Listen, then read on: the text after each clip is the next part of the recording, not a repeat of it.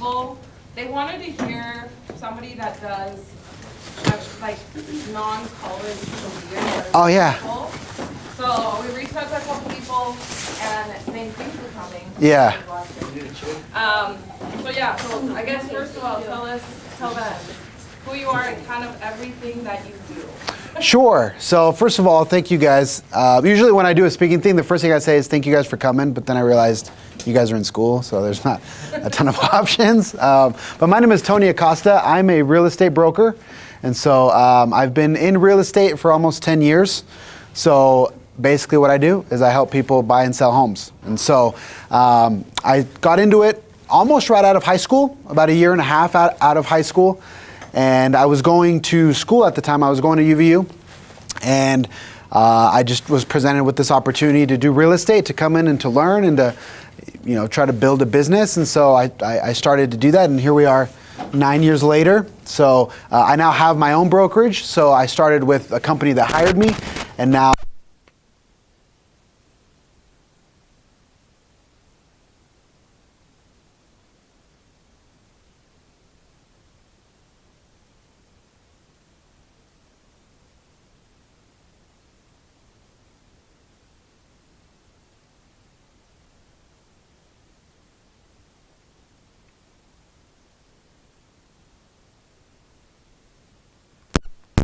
So I really commend you guys for everything that you do, because I know that it has a tremendous impact. So that's a little bit about myself. I am married. I have a 5-year-old. Well, he's almost 5. He's 5 on Saturday.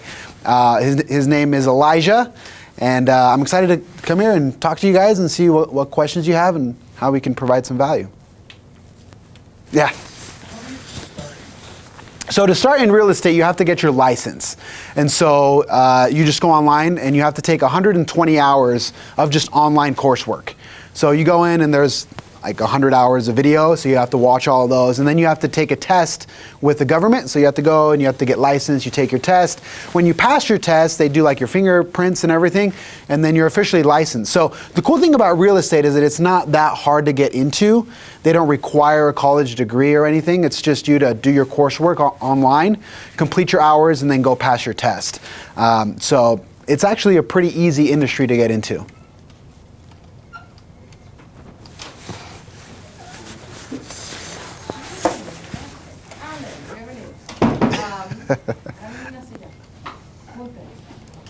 So can I get some names real quick? Sorry. Let's go around the circle. Say your name. Celeste? Your name and your grade. Awesome. Celeste? I'm a junior. Junior. America, junior? Leslie, I'm a senior. Leslie, senior. My wife's name's Leslie. Stephanie, junior. she's like, I don't know. Genesis, sophomore, cool. Jenny, senior. I know you, junior, cool. I'm Brandy and I'm a senior. Brandy? Guillermo Jr. What was that? Guillermo. Guillermo, cool. Yeah, they told me about senior. Emmanuel? Yeah. Sweet. What's your name, bro? Your name? Oh, tu nombre. Anthony, perdón. Do you guys prefer this in English or in Spanish, by the way? Spanglish. Spanglish, órale. Alan? Damaris and I'm a sophomore. Damaris? Mateo and I'm a sophomore. Mateo? I'm Vanessa and I'm a senior. Vanessa, cool, awesome. Now we're all best friends. Sweet. So kind of going back to your question, it's a good industry because it's relatively easy to get into, and if you work hard enough, financially it can also be very good. And so, just to give you guys kind of an idea, I remember back when people used to come when I was in high school to talk about their jobs. It was always, if there was something that I could do, something that I could be interested in. And so real estate is a lot of fun. It is difficult. One of the things that I enjoy the most, but is also one of the most challenging, is that you're dealing with someone's home, right? And so that's a very serious thing. It's unlike maybe selling a car or selling clothing or something like that, because it's someone's home. And so the cool thing is that there is a lot of hope behind that transaction, if you will. For most people, the biggest investment they'll ever make is in buying their home. And people will spend, over the course of their life, they'll spend millions of dollars on real estate. and it's the biggest investment of their lives. And so being able to just be a part of that is super rewarding, because unlike other investments like crypto or stocks or whatever, where you live really shapes who you are, right? So when you start thinking about you guys in the future, you'll start thinking about starting a family or whatever. Where you decide to live has a tremendous impact on your family, on your kids. What school are your kids going to go to? Are they going to go to Springville High or Timpview or Orem High, right? So those decisions have lasting impacts. And so just being able to help people navigate that and make those decisions and just be a part of it has been super rewarding. So much enthusiasm, guys. Look at this. It's the weather. It's so cold outside. Okay, well, I did have them write a couple questions. Cool. So I'll ask them. But please, if you guys have questions, please ask. Is it easy to become a real estate agent? It is easy, and that's kind of a pro and a con, right? Because there's a lot of real estate agents, like a lot of real estate agents. So, like I said, it is a good industry to be in, because you can really create an impact and really help people. And it's not that hard. Like I said, 120 hours of coursework at your own pace, at home, on your computer, in your pajamas, you can do it, and then just take your tests and you're good. So they don't require, it also doesn't require a ton of money. Probably from beginning to end, you can be a real estate agent with about $2,000. And it's not something that you have to pay like right away. You can do it over time. Like first you pay your test, and then you'll do your license fee and your test fee. So over maybe the course of 6 months or a year, you can go from nothing to being a licensed agent and start working. Okay, what did you do in high school to get to where you are? What did I do in high school? Nothing. And that's kind of the bad thing. So you guys, I actually envy you guys. If I could go back and be in high school, I would do it in a heartbeat. But I guess one of the things that I have seen was I try to make a lot of friends. So now that I'm in real estate, I've had the blessing to work with a lot of my friends as far as real estate transactions go. But for people that are in high school, whenever I talk to high school students, the number one thing that I would say is, whether you decide to go to college or not, that's a very personal decision depending on what you want to do. College does give you a lot of very helpful tools, in my opinion. It teaches you things like team building, accountability. For example, one of the things that I found weird when I started college was that nobody cared if I went to class or not, right? Like if you guys don't come to class, she's probably going to be bugging you guys, or someone's going to be bugging you guys, right? Asking you a bunch of questions. Why aren't you in school? What's going on? In college, nobody cares because you're paying anyway. So if you don't show up to class, nobody cares. So that was kind of weird for me at first, but it kind of teaches you to do things when you don't have someone breathing on your neck, right? So in high school, we have teachers, we have counselors, we have people that are really on top of us, our grades and everything. In college, it's not like that. Like everyone shows up, people show up in their pajamas, people don't show up, and nobody really cares. So just learning to do what you have to do, even when you don't have somebody pressuring you for it, I think is a very valuable lesson to learn. Also just like team building. So the classes that I was in early in college, there was a lot of group work. So you get to learn how to interact with other people, how to work as a team, and just get stuff done when you need to get stuff done. So I was only in college for like 2 years, and then I left because I got married and I had my son. But it was always interesting to me, and Miriam can speak to this, but when it's like finals week, all the people that are in college are like, don't talk to me for a week. And they just disappear.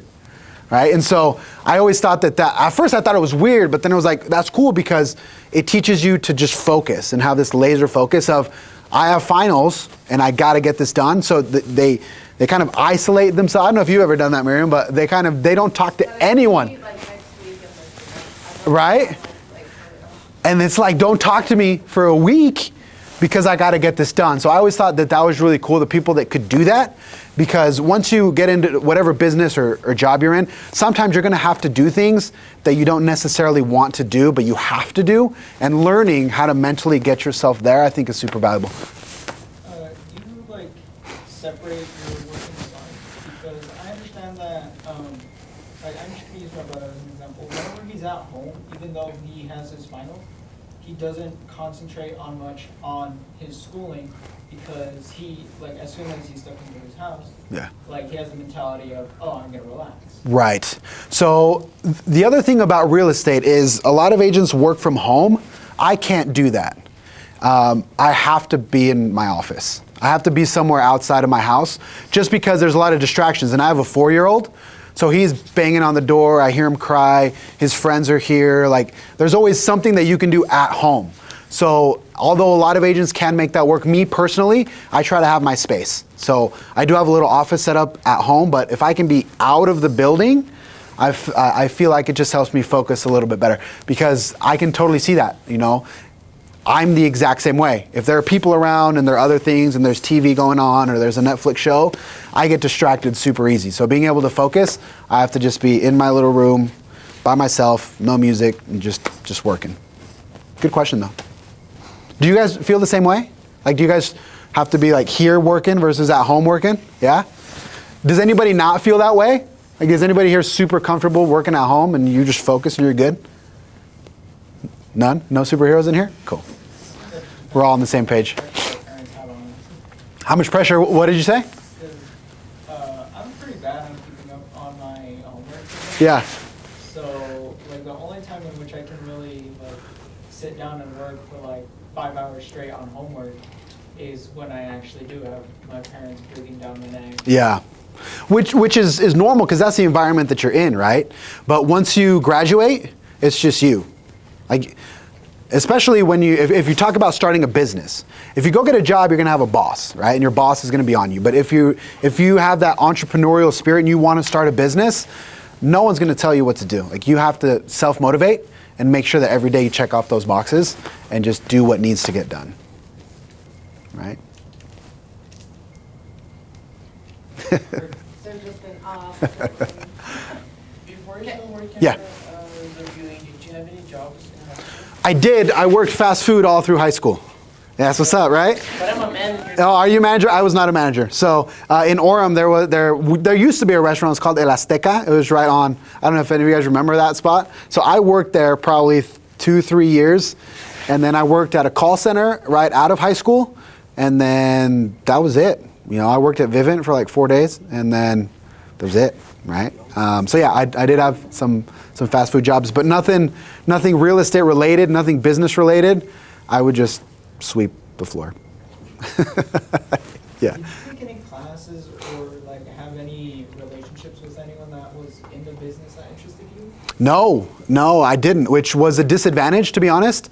The reason I got into real estate was because one of my parents' high school buddies was a very good real estate agent. He was a top producer, he was a broker, but he was kind of working on his own, so he wanted to start a team, and he was looking for people to go help him show homes.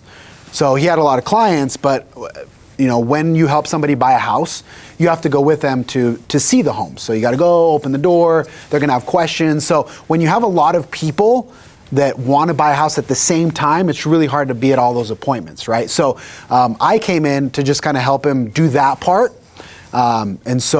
But I didn't have any experience. I didn't know anybody. I knew absolutely nothing. I never took a real estate class.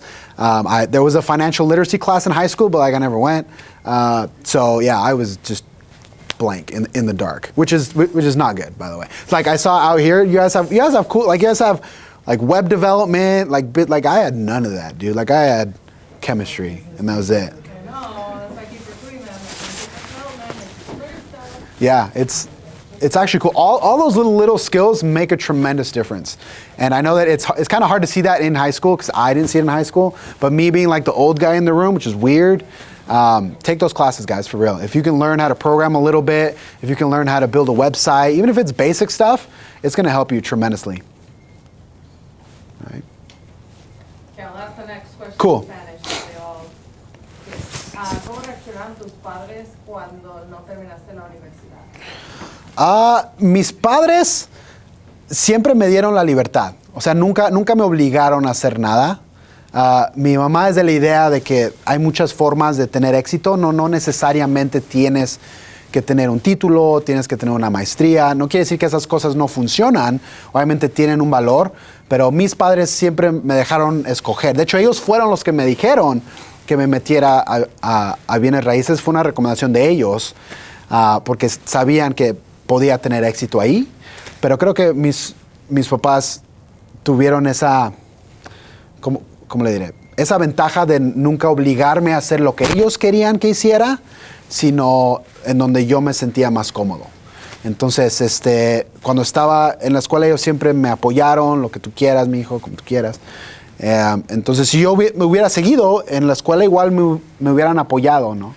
Pero cuando decidimos salir y hacer esto, pues dijeron, está bien, échale ganas, haz lo que tengas que hacer y sabemos que te va a ir bien. Entonces, nunca me obligaron a hacer lo que ellos querían que yo hiciera. You feel like your parents do that? No?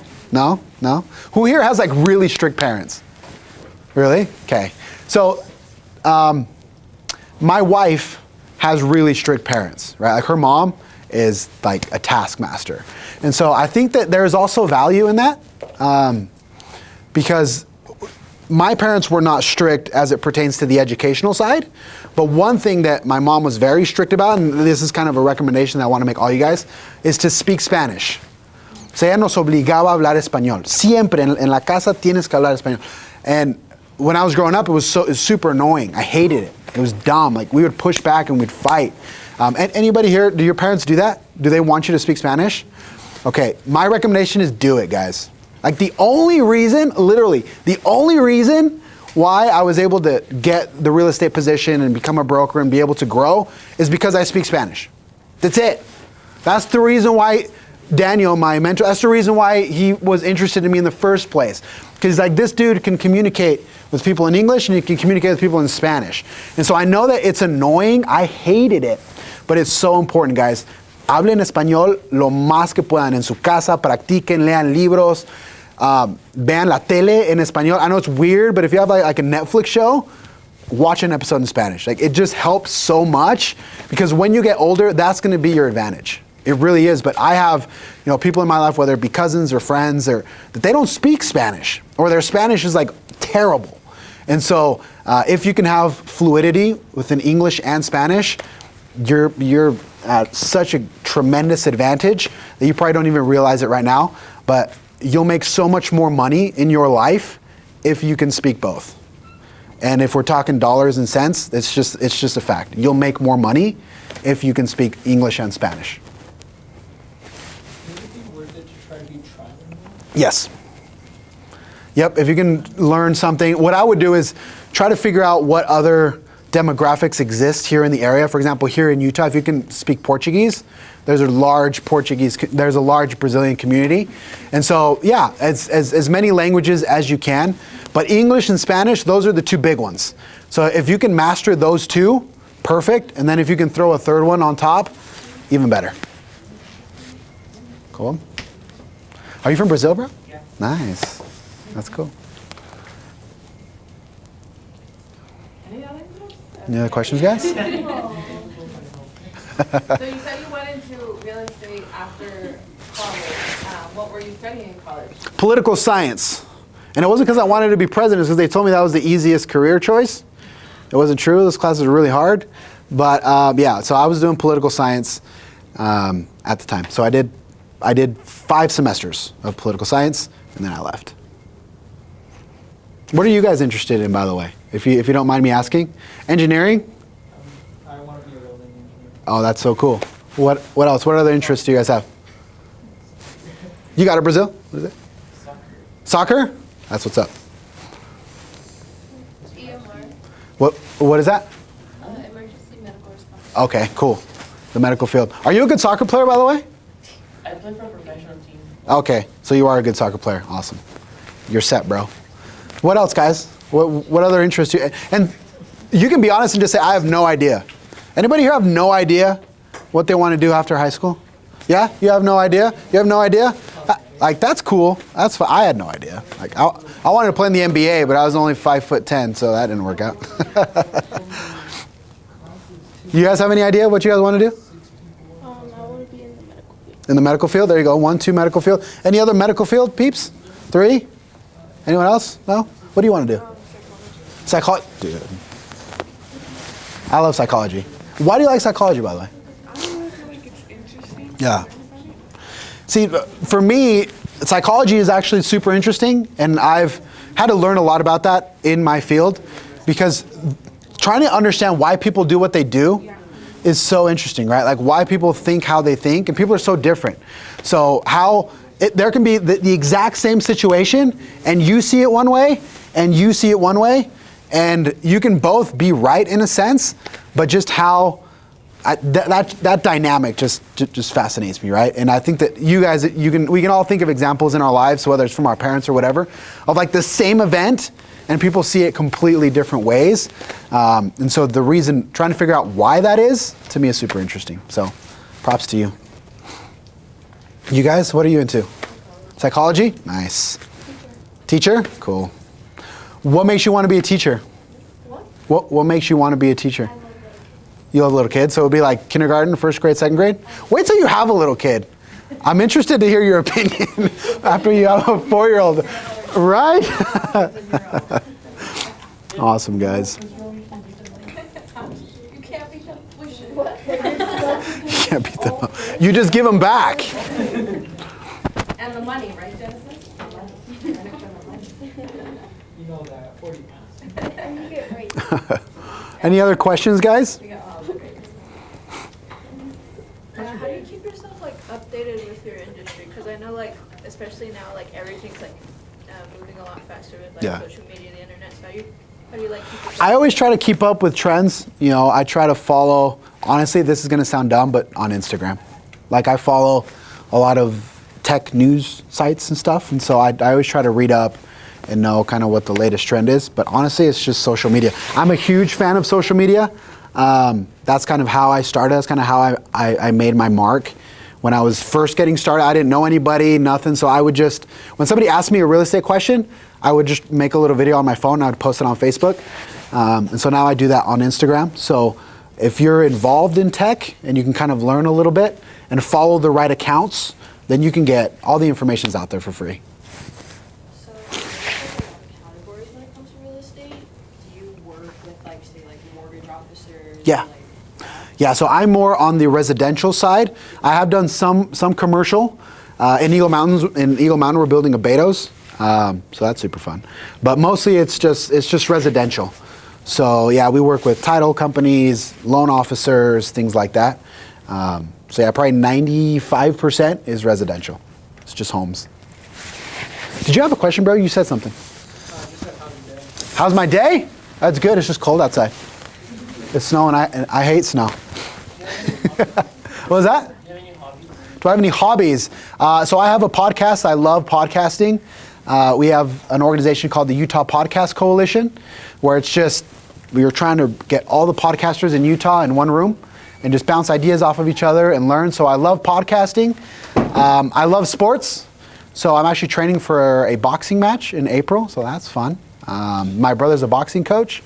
So yeah, so I love sports, boxing. I love watching sports. I love the UFC. I'm a huge UFC junkie. Who's your favorite fighter? So, huh? Who's your favorite fighter? My favorite fighter? I have a couple. I'm obviously a Conor McGregor fan. I love Paulo Costa. Yes. The McGregor's the best. Yeah, Paulo Costa's a good fighter, but yeah, so I love sports. Did you have another question? No? Favorite boxer? What was that? Your favorite boxer? My favorite boxer?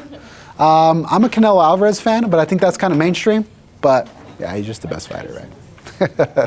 Yeah. And so to kind of introduce you guys real quick, so since I do social, and here's where having little skills like web development and stuff can really make a difference. So because I was doing so much social media, it got to a point where I couldn't post everything all the time every day because it was a lot, whether it be my Q&A show or it was clips or it was podcasts. I couldn't do it all by myself.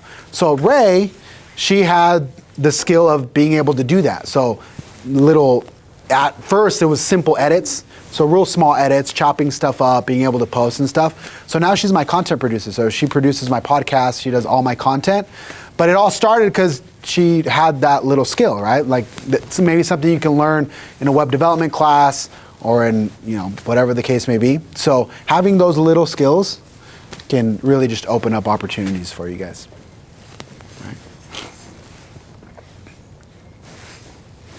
Right. Okay, another question. What do you do when someone flakes on the home that they say they wanted? And then, or when a deal goes wrong?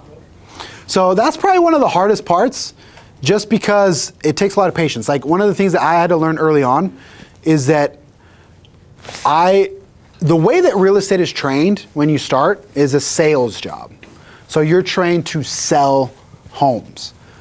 And so when I started, I tried to do that. But when things like that happened, it would affect me because I felt like I wasn't a good salesman, right? What I learned was, because real estate is so personal, I can't make that decision for you, right? So I try to make the shift from being a salesman to trying to be more of an advisor, to where if you don't like that house, like, that's fine, right? Like, I'm not gonna try to force you to buy a house that you don't like just because I'm trying to get paid.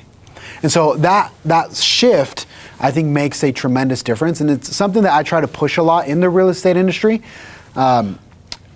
is that you want to try to help people out instead of try to force them into something. Does that make sense? And there's a big difference there because, like you say, deals might go south.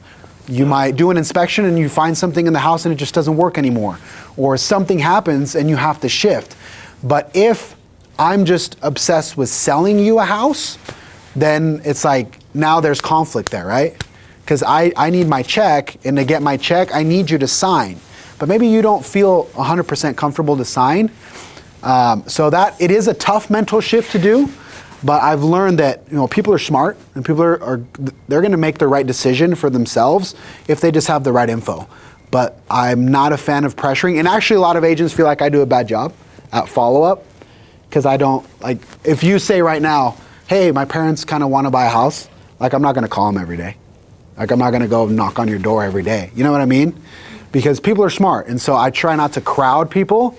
And if something goes south, then you have to, that's where having experience kind of comes in, because you got to fix it. And in my position, I'm the agent, so I'm there to fix it. I'm there to give insight on past experiences or whatever and to fix the problem. So when that time comes, it's time to perform, right? It's time to shine. It's a good question, though. Yeah. How long did it take to make your first deal? How long did it take? Oh man, that's a hard question. How long do you think, if you had to guess? 6 months. It took me 11 months to get one deal. So for 11 months, I was making videos, I was cold calling, I was knocking doors. But when I got into real estate, I was 22, but I looked like I was 13. Like, I was always a super skinny kid. I looked really young. So that's one of the reasons why I started doing social media. Honestly, it was out of frustration, because nobody cared about anything that I said. Like, I would post on social and I'd get like 2 likes, and one was my mom. And like my tia would be like, échale ganas, mijo. And I'd be like, tia, like, I'm trying to be professional. And like all my tias would like jump in there. So it took me 11 months to get my first listing. Almost a year with 0 results and a lot of work. So I think that's another lesson for you guys, right? You might not see the result right away. It might take a little bit. But as long as you're putting in the work and doing the best that you can, good things are going to happen. It's just sometimes you don't know if it's going to be in 30 days or in 300 days, right? That's kind of the difference. Okay, Candace just wanted to ask, but she can't ask right now. She can't ask right now? You make. What? How much money do you make? How much money do I make? Oh, that's a good question. So I make about, should I answer this question? Yeah. So I make about, Share as much as you're okay. comfortable. So I make about $300,000 a year is about what it is from 2020. Yeah. So that's, so that's kind of relative. Some people make $30,000 a year. I know people that make $30 million a year. Like, it's just, but that's one of the reasons why I love real estate, honestly, because there is a lot of opportunity if you come in and you do it right. So a deal can give you a commission anywhere from $5,000 to $20,000 per deal, depending on the price of the house and then the percentages and stuff. But usually you're going to be around anywhere between $10,000 and $15,000 for a transaction. Mm-hmm. Other question. How is the housing market in Utah? I understand that it's a little bit pressured right now from other people moving in from the It is. So there's a lot of demand, but also there's a lot of competition. And so that creates an interesting dynamic where when you're out searching for homes, there's 5 offers, 10 offers, 15 offers on one house. And so you have to fight. So sometimes you're not gonna, I have buyers that we send an offer and we don't win. And we send 2, 3 and we don't win. And so it is very competitive, but actually a stat came out just 2 days ago that every realtor on earth posted it on Instagram, but that Salt Lake is the #1 real estate market in the country. So there's a lot of opportunity. If you guys drive around, they're building houses everywhere. So someone has to buy those homes, right? They're building condos, townhomes. Someone has to buy those condos, and someone has to represent the buyer of those 200 condos that they're building in West Valley, or whatever the case may be, right? So there's a lot of competition, but the reason why is because a lot of people want to buy. And a lot of people want to buy because it's a good idea. It's a good market. Interest rates are still really low. So I'd say the market's super healthy. Good question. If you weren't doing real estate, what do you think you'd be doing right now? So my dream job was always to be a basketball coach. So I coached JV basketball at Timpview High School for 5 years. That's my dream job. Like if I could do anything on earth, besides probably being a professional boxer, which I probably won't be, it would be to coach basketball.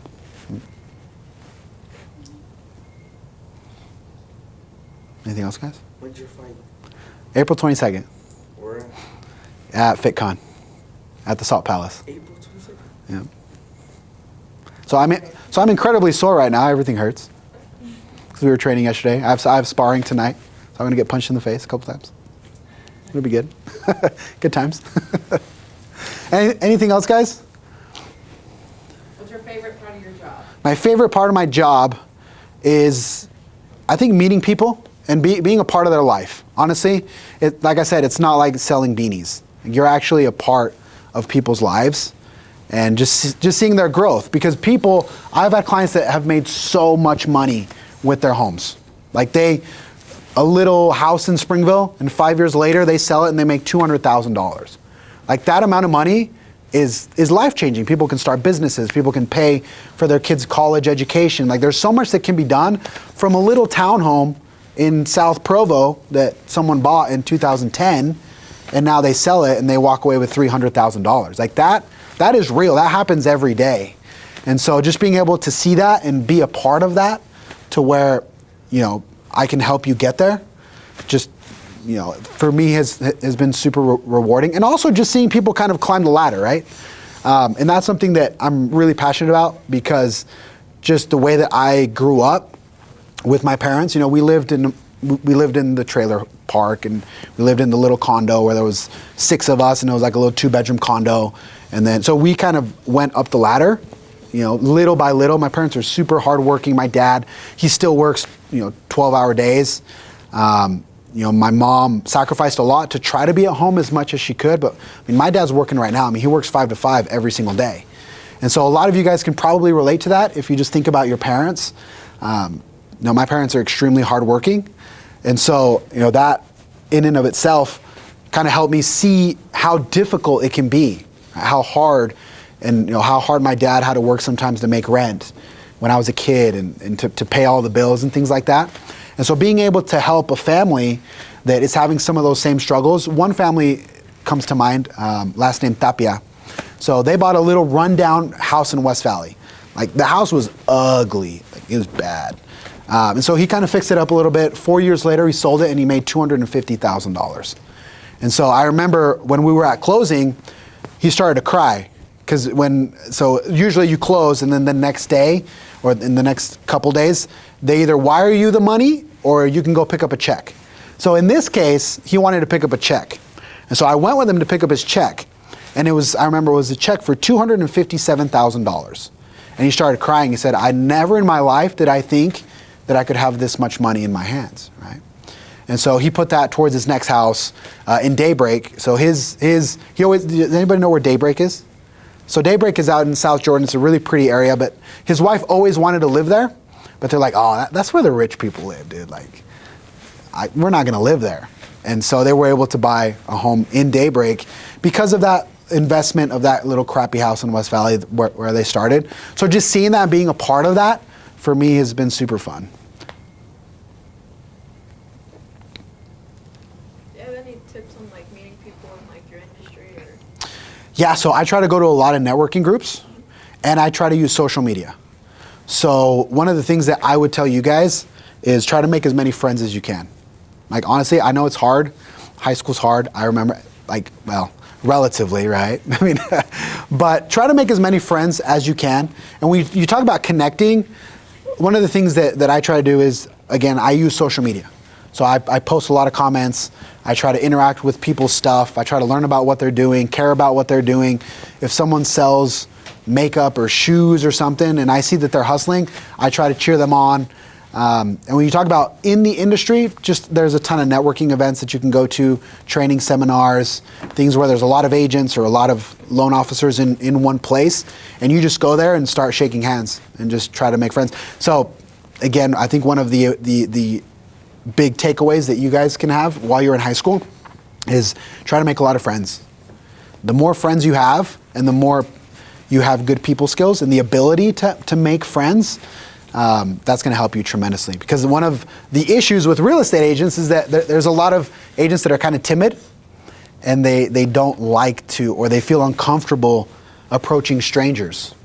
So if you can develop the skill, because in my opinion it's a skill, to talk to strangers and make friends, you're going to make a ton of money. Cool. Okay, kind of going off of that, what is some advice you would share to seniors this year? To seniors, so honestly, and this might not be the most, well, here's what I would say to seniors. If you can afford to go to college, even to do generals, do so. Because in a lot of cases, and this was definitely my case, I didn't know what I wanted to do. But being in college helped me grow a lot of skills and see what other people were doing, right? And so try to make friends. And then there was someone who was a psychology major, someone was a business major, someone was a music major.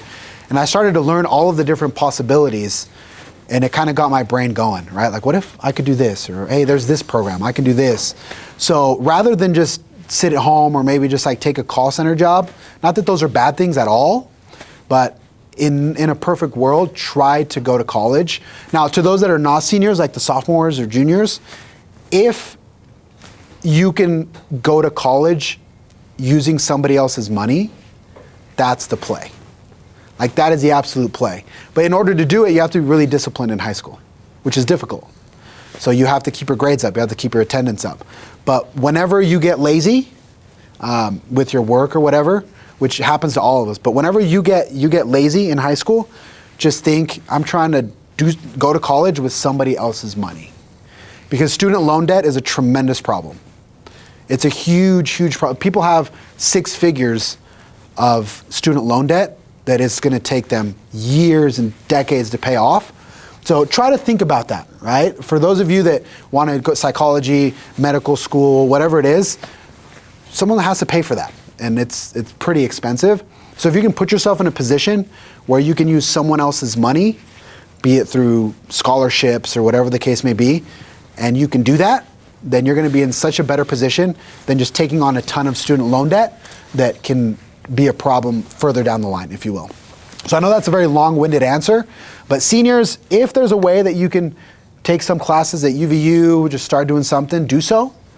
And for those that are not yet seniors, work hard so that somebody else can pay for your education and not yourself, or not your parents. Cool? Other question? Other question?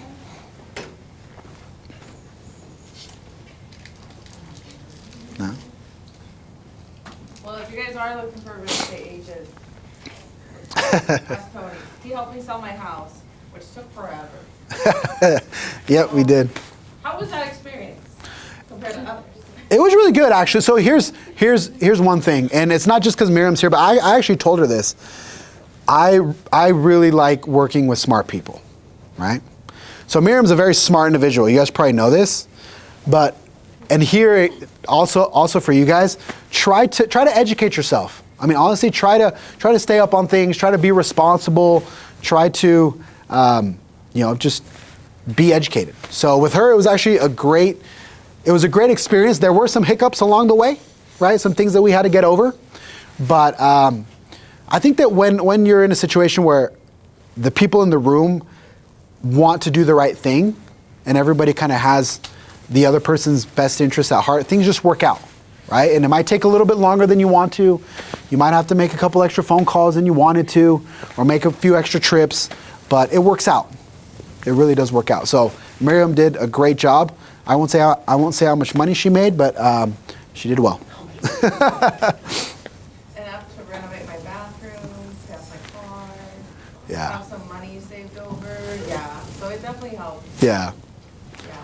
Oh, yeah, I'll tell you later. Yeah, so. Yeah, and also, guys, one thing that I didn't want to mention, and I know we're probably really close to being done, but try to help your parents. So for me, that was a big thing. I'm the oldest of 4. And so my dad, you know, he bought his first house like 5 years ago, but he's been in the United States for like 30 years.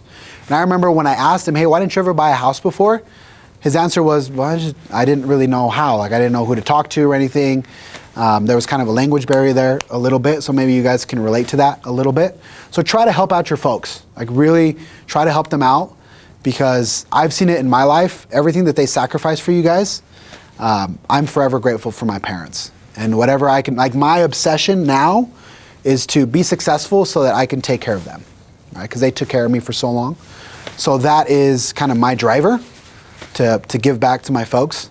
You know, my parents came from Mexico before I was born. They came, there might be similar stories. Maybe you guys are first generation, second generation, third generation, but at some point in time, one of our parents or grandparents came here without speaking the language, without really knowing what was gonna happen, and just a total shot in the dark. Which, if you think about it, it's just crazy. Like, would you move to Germany by yourself, just like, you know, not speaking the language? Just, most of us, like, I'd be freaked out about that, right? But they did exactly that, so that you guys could be sitting in this room, right? So value that and try to really help out your parents as much as you can. Okay? Cool. Very last question. So no matter how much education I get actually going to college, like I'm getting my master's, I will never probably make as much as Tony makes. And he does not have a college degree. So college isn't for everyone, and you can still be very successful. Yeah. So the important thing is just to do something that you enjoy. Do what you want and then you enjoy it. So, Exactly. yeah. And here's the thing, don't, and this is a weird saying as a real estate agent, because this is why I did it in the first place, don't follow the money. Don't just do something because you feel like you're gonna make a ton of money. And it's so tempting. But if you can do something that you enjoy, it's so much better to do something that you enjoy, even if you make less money, but you're happy. Then I know, guys, I know so many rich people that are just broken. And it's so crazy to say, but I know dudes that have Lambos and their kids hate them. Like their spouse, like it just doesn't work. Like if you're not happy, it's not all about money. And so if you can be happy and do something that you really enjoy, whether that be the medical field, psychology, whatever the case may be, but don't just follow the money, because then you can find yourself, even if you have a fat bank account, just an unhappy, broken person. And in my opinion, that's just not worth it, right?